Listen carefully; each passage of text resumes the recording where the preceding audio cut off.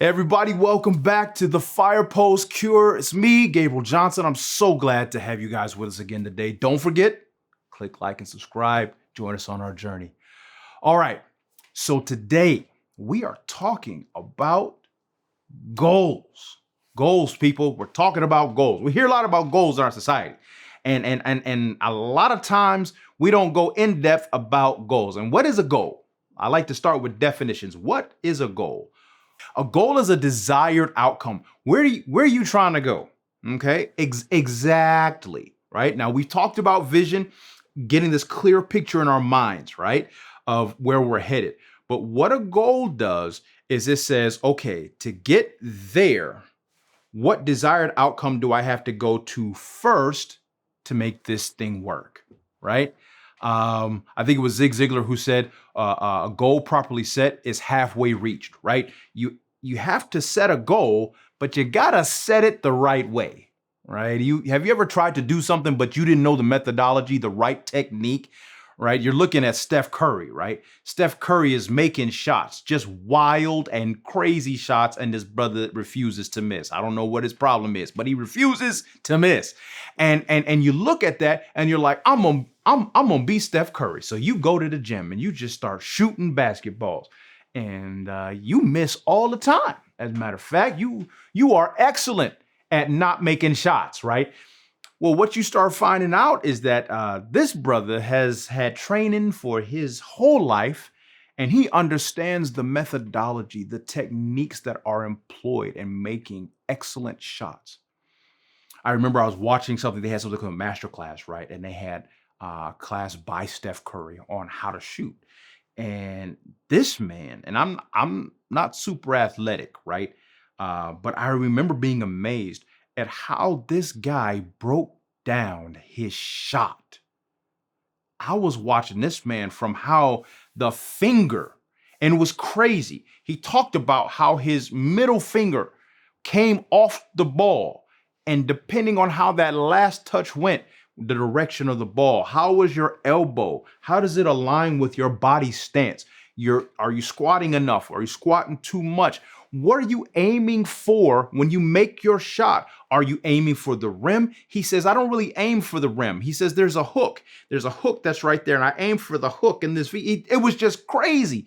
I was like, this man is maybe not consciously now, but to get to where he is, he had to focus on a whole lot of little steps along the way to get his ultimate desired outcome. And that's what goals help you do. Goals takes this vision, this big idea, and it chunks it down and says, okay, what do I need to do first? And how do I need to do it so that I can get there? I remember we have a place where I live where they have a lot of sand dunes, right? And I wanted to get to the top of the dune. At the time, I was 300 pounds. And, for some people, that's okay.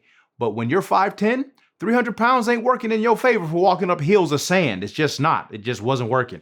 And so I remember I couldn't look at the top of the hill, right? I couldn't do it because if I kept looking at the top of that hill, I would get discouraged and I would literally roll back down because it was so much more fun and accessible and feasible for me to roll down that hill than it was to walk up it.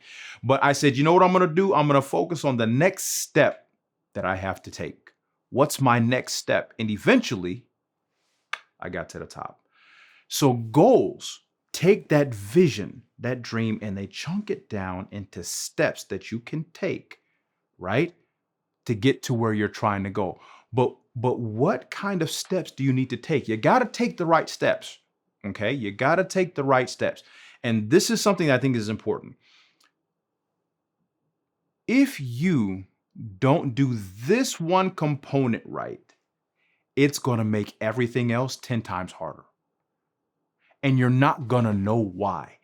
One of the things that I learned just watching Steph Curry's video is Steph Curry knows how to make a good shot, right? We all know that. But he also knows why he made a bad one. He has the ability to break down and analyze his shot to the point where he knows exactly what he needs to tweak to correct it and make the next one. And so this part about goals is we're going to go through this, and we've heard about this stuff before, but we're just going to kind of go over it again. And we're going to see, how do you set a good goal so that if you don't reach it or something isn't quite right, you know exactly, oh, okay, I need to tweak it here, here, and here. One of the things that I think really stops us from achieving our goals are our emotions. Your emotions are so, so important. They determine a lot of times the quality of life that you have. They determine how you interact with yourself and others. Emotions are terribly important. But the problem with it is we a lot of times allow our emotions to determine the kind of life we're going to have instead of telling our emotions what we're about to do, right? I think I said this before, but your emotions get a voice, not a choice. You can listen to them, and then you go get up and do what you need to do. And one of those emotions that really, really gets us, fear. Fear. If you allow fear to run your life, you will never accomplish what you are capable of. Not only will you not accomplish it, you won't even be able to dream of it because you are letting fear guide and lead your life. And sometimes we're afraid of a couple things. Sometimes we think, oh man, we're just afraid to fail. And that's true. Sometimes we're so scared that we'll mess up because we grew up in houses or homes where it was not okay to make mistakes. We were in environments where it was not okay to just be human, where perfection was the standard. Sometimes we set that standard on ourselves, and for whatever reason, and now if we can't achieve that standard of perfection, it's not even worth trying. And this is what makes learning hard for adults. Do you know that children learn easier than adults? For one main factor. And it's not because more neurons aren't, then they got all kind of advantages for being young. Kids don't mind messing up. Adults don't like going through the phase where we're not good. And we don't like going through that phase because of the internal dialogue and sometimes the external dialogue that occurs when you are not good, right? And so we have to learn that failure is nothing to fear. Listen to me carefully. Failure is nothing to fear. As a matter of fact, you should look forward to failure. So I used to be in sales, right? And they let us know that 80% of sales happen after the second no. So as a salesperson, you had to learn to get past your fear of rejection, to become resilient when people told you no, because you realize that the sale doesn't normally occur until they've said no at least twice. Right. And I'm not talking about high pressure sales, but this idea of failure that we have built into us where you can't fail if you want to be a success is just false. You have to fail to succeed. You have to. It's a necessary part of your journey. So stop running from it. Stop being afraid of it. Or as the book's title of the book says, feel the fear and do it anyway. Be scared. That's perfectly fine. Now get up and go do what you got to do, right? Because fear can't run your life. It can't control your life. You can't allow it to have a choice in what you do. It can have a voice, but never, never, never a choice. Some of us are afraid to fail because we've tied success in with our identity. That I am a good person if I succeed, that I am of worth or value if I have a life that looks like X, Y, Z, A, B, C. All of that is false. All of it. And the people who look like X, Y, Z, A, B, C have failed far more than you have. Far more. The greatest successors in success stories in history are those who failed the most. So if you're afraid of failure, you are cutting off your own success. Once you start failing, you're in good company. The other thing we fear is success, oddly enough. So we're afraid to fail, and sometimes we're afraid to succeed because now how do I navigate that new reality? What do I do with old relationships? What do I do with old ways of thinking and thought patterns and emotions? What do I do when when I have to change so much, can I maintain this? Am I worthy? Who am I to think that I could? All of this stuff starts swirling around in your head, and we become afraid of our own success. We're afraid if we mess up, we're afraid if we get there. And I want you to do something. I want you to sit with that feeling. I want you to feel the feeling. I want you to sit with it. Then I want you to get up and go after your vision.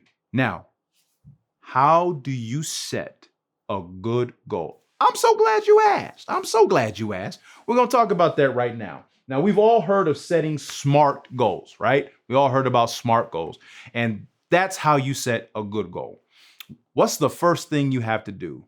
You must be specific. Listen to me, people. Specific. Do you know what specific means? It means focus, right? You have to know exactly what you're going for. What do you want to do? I want to get healthy. What? That's a great dream. That's a great dream, right? Maybe you clarify getting healthy and you're like, I want a body like, I don't know, Arnold Schwarzenegger. Well, when he was younger, or whoever else it is. Okay, maybe that's becoming more of a vision, right? It's that I want to get healthy is solidifying a little bit more. But for you to get there, you have to say, I want to be 195 pounds. I want to be 10% body fat. I want to be able to bench press 450 pounds. Specificity is the key to goal setting because it lets you know when you have arrived. A lot of us don't even know, like I'm healthy. Like quite frankly, when I was 50 pounds heavier than I am right now, and I went for a walk, I was healthier than when I started the day, but that wasn't gonna get me to where I wanted to be, right? And so you have to be very, very, very specific. Okay, you have to be specific. And when you're dealing with specificity, I'm gonna give you some clues. Okay, number one, obviously clarity. What is your actual outcome that you want? Okay, you want to get fit or do you want to lose 15 pounds? What do you want to do? When seeking to be specific, use numbers. Just think numbers. You need something that's quantifiable, and that's tied in with the M. Your goal needs to not only be specific, but it has to be measurable. If you can't measure a goal, it's not a goal.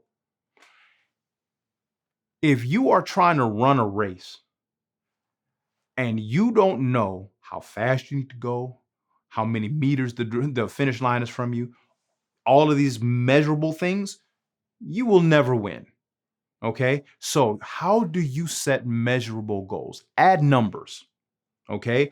Add numbers for to quantify it, and add numbers for deadlines. So, example, I want to be rich. Great. Good for you. So do I, right? But I want $10 million. Now we're getting specific. I want $10 million by July 2026. I want to get there by making, X amount of dollars per month. Now what you're doing is you're making this vision, this dream and vision, you're making it specific and you're making it measurable. So if you want to make something specific and measurable, one of the ways that you can do is just add numbers. Add numbers in regards to quantity, add numbers in regards to time. Set a deadline for yourself. And this is something else that I think we need to kind of hit on real quick. You will achieve your goals to the degree that you value yourself. The degree of love and appreciation and worth you attribute to you will be the same degree to which you will be able to achieve your goals. Why do I say that? How many of us get up and go to work and we make sure we're at work on time? How many of us make sure that if a boss tells us, man, woman, boy, girl, you better do this, we make sure we get it done? Whether we feel hungry or tired, whether we're sick, exhausted, we get it done. But then But then you tell yourself, wake up and go to the gym, and you can't get out of bed. Why do you think you can't get out of bed? Well, because I'm tired. No, it's not because you're tired. You're not that tired. And yes, you are tired. Like I'm not denying that you aren't feeling what you're feeling, right? But what I'm here to tell you is you value your job more than you value your health.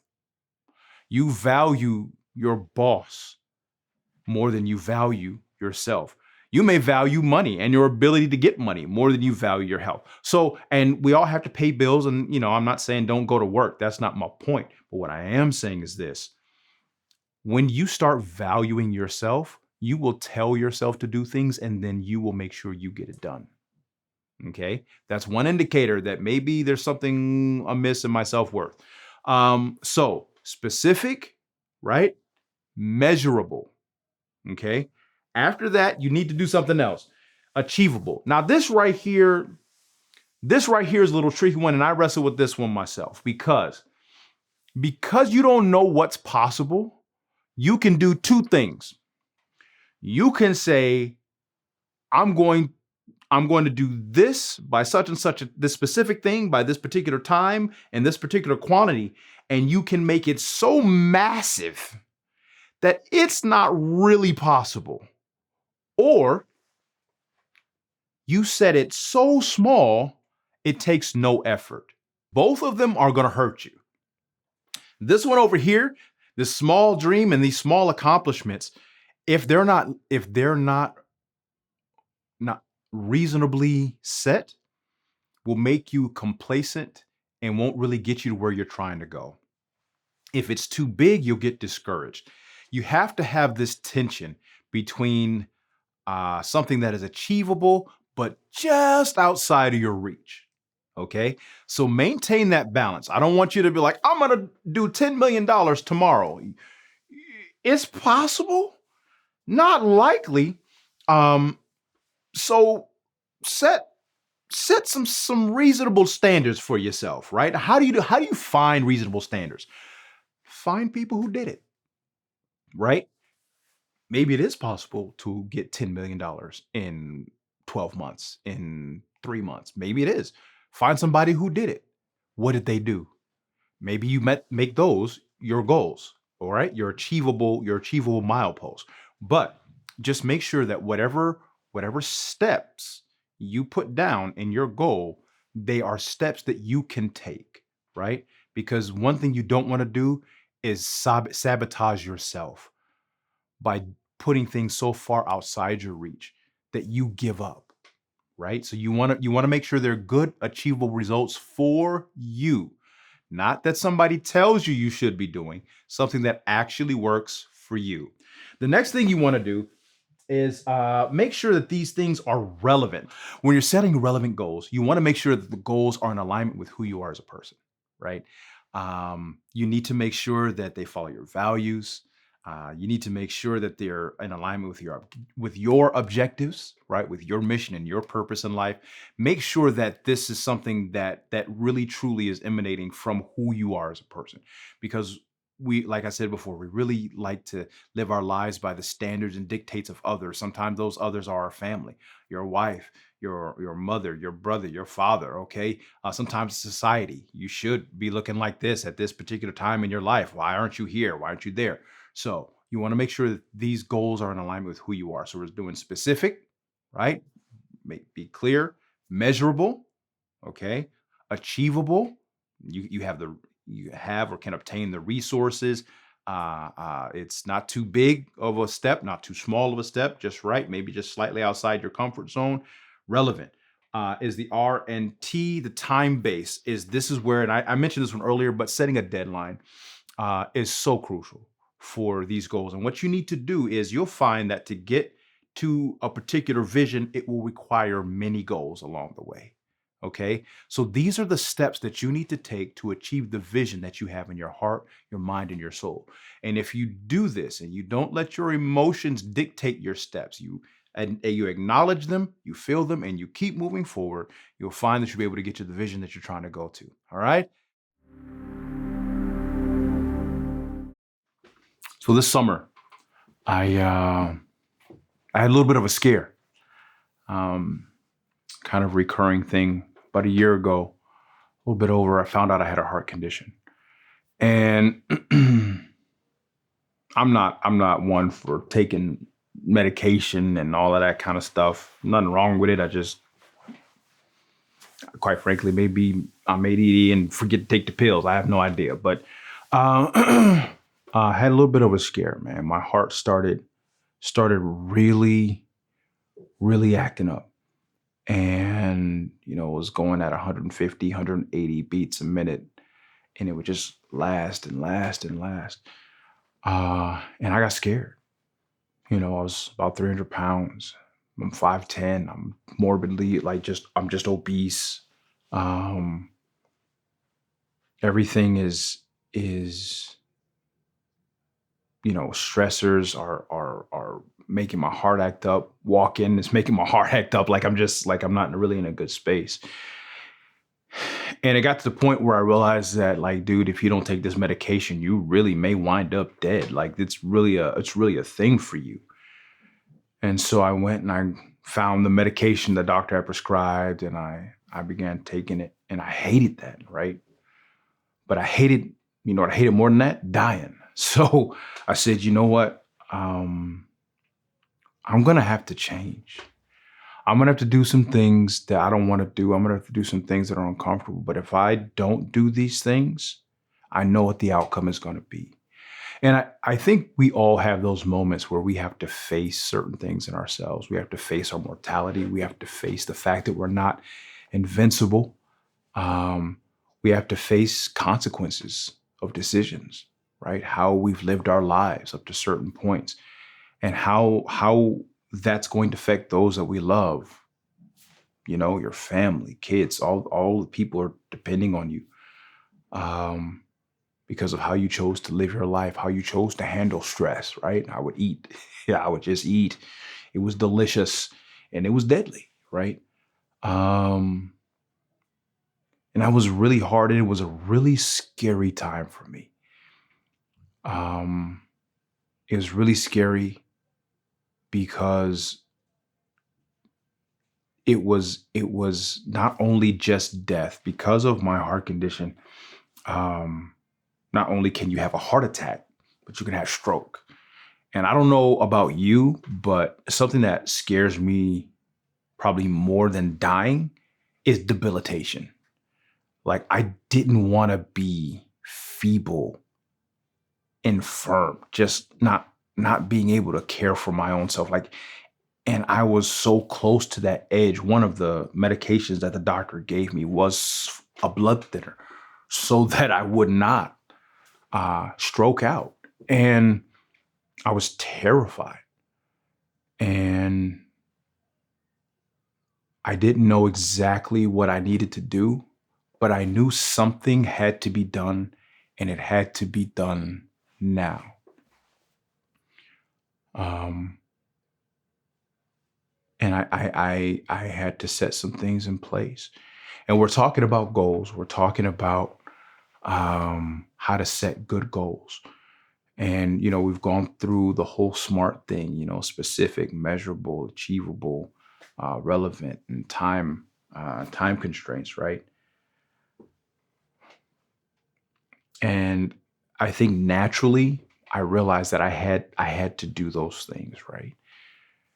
So I came up with the way I'm going to set a goal. I'm going to set a goal. My goal, I didn't know how to not die. And I think this was kind of scary for me. It's I didn't know how to not die. I didn't know if what I was going to do was going to be enough for me to stay alive. These were the thoughts that I was processing through. I said, I don't know if it's going to be enough for me to stay alive. I don't know if it's going to be enough for me not to stroke out, right? But I gotta do something. And so I have to get healthier. I just have to get healthier. I didn't have the clearest vision of what I wanted to be, right? The clear vision of what I wanted to be was alive. That was a clear vision. I wanted to not be dead, and I wanted to not be dependent, right? I don't want to be dead or dependent. I don't want to have to rely on anybody to brush my teeth, to bathe me, all of that kind of stuff. And I want to be around. And so I said, okay, what we're going to do is we are going to exercise. And I had just taught myself how to swim, like a little bit, like how to kick my legs so that they don't sink, and move my arms underwater. I could only swim underwater, right?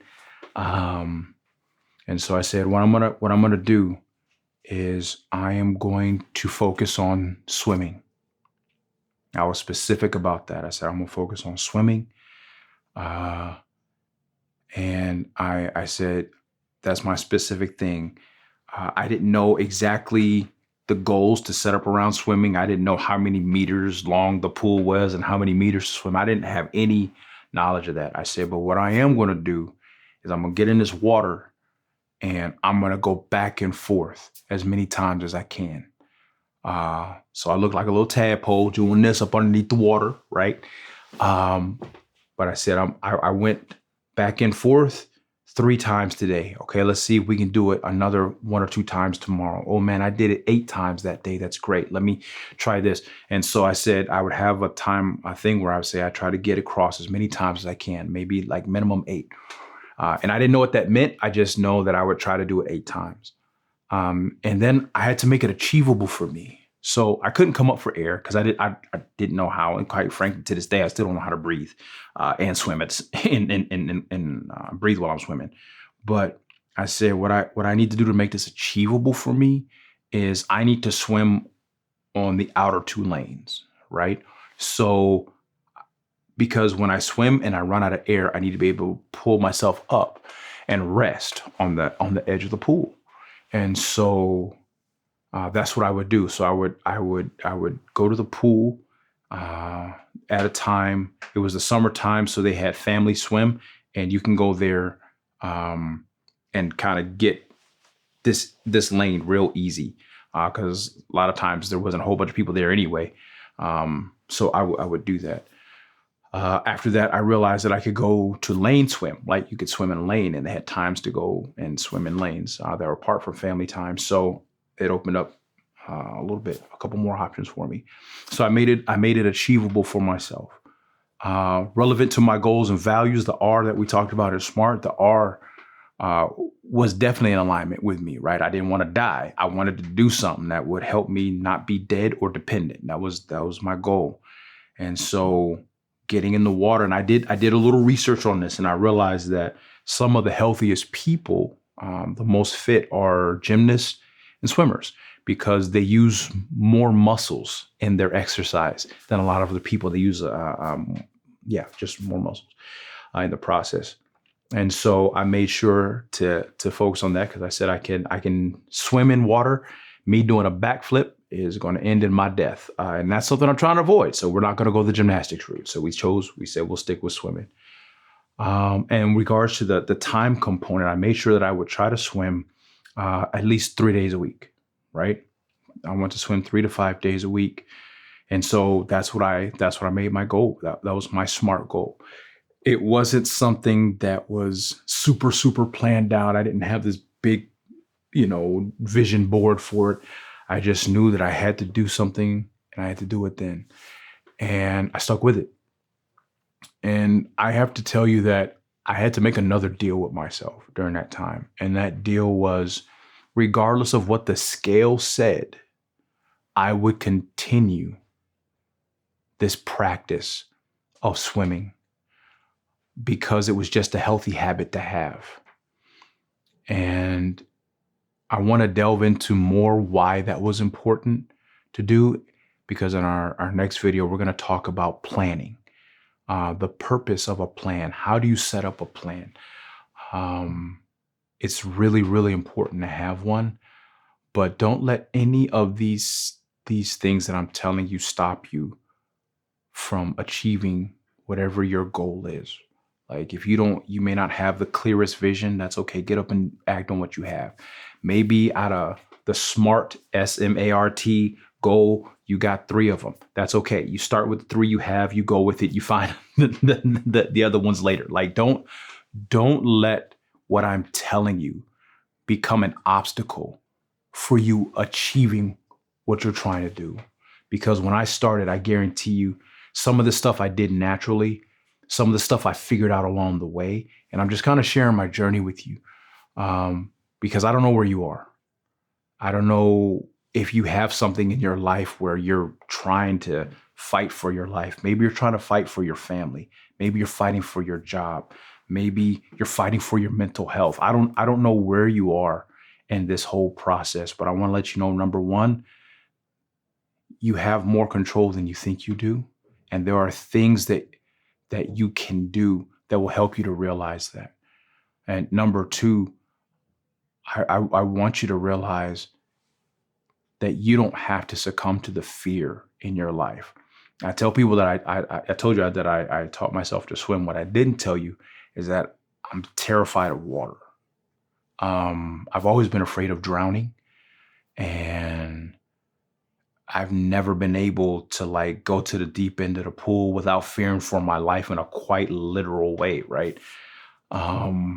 And so for me to teach myself to swim as a grown man who's terrified of water, if I can do that, you can too. You can do it. And I know it may not be comfortable. I know it may not seem possible, but it is. So I just wanted to share that with you so you can see how these things I'm talking about aren't just random ideas out in the ether, right? These are steps that I took to today. I've lost 50 pounds since this summer. And we're in December. I lost 50 pounds probably last month. I think it was when I hit my 50-pound mark. So you can get this done. You can get it done. But yeah, I just wanted to share that with you. All right, brothers? Fall 7, rise 8.